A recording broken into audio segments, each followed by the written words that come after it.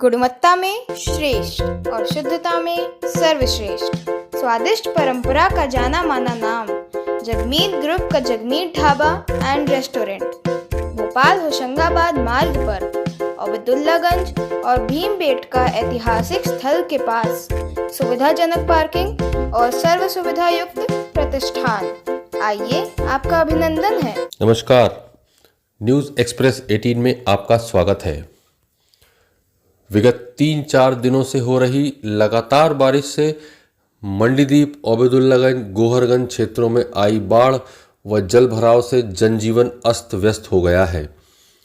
सभी वर्षा प्रभावित क्षेत्रों के निरीक्षण एवं नुकसान का जायजा लेने हेतु क्षेत्रीय विधायक सुरेंद्र पटवा ने सभी क्षेत्रों का दौरा किया।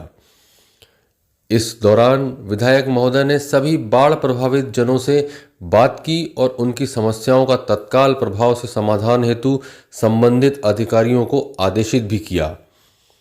उन्होंने कहा कि बाढ़ प्रभावित लोगों को यथाशीघ्र नुकसान का आकलन कर राहत एवं मुआवजा राशि दी जाएगी। जिन किसानों की फसल बाढ़ के कारण खराब हुई है, उसका सर्वे कराकर जल्द किसानों को मुआवजा राशि भी दी जाएगी। निरीक्षण के दौरान उन्होंने पाया कि ओबेदुल्लागंज बाईपास मार्ग के निर्माण में निर्माण एजेंसी द्वारा ड्रेन वाटर का सही प्रबंधन नहीं करने के कारण संबद्ध रहवासी क्षेत्रों में जल भराव की स्थिति निर्मित हो रही है।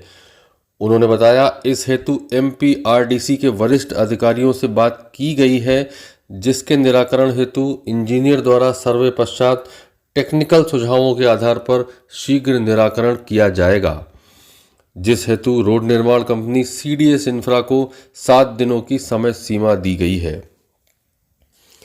निरीक्षण दौरे के दौरान विधायक महोदय के साथ स्थानीय प्रशासन, विद्युत विभाग व अन्य संबंधित विभागों के अधिकारी गण भी मौके पर उपस्थित थे। सारे लोगों को बड़ा बड़ा नुकसान हुआ, तो उनको क्या राहत दी जाएगी? पूरा सर्वे कराया जाएगा।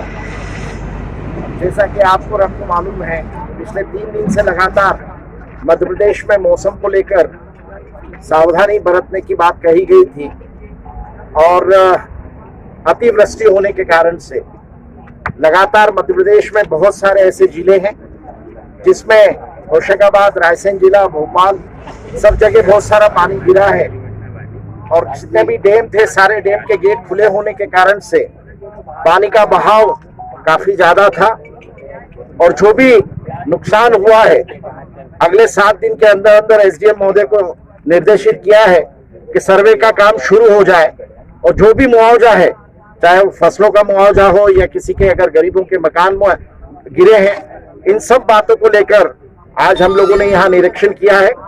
ओबेदुल्लागंज में शारदा विहार, अर्जुन नगर और अभी मंडीदीप में सराकिया, दीपनगर, सतलापुर, महावीर नगर और लोटस कॉलोनी में अभी जाकर लोगों से मेरा मिलना होगा।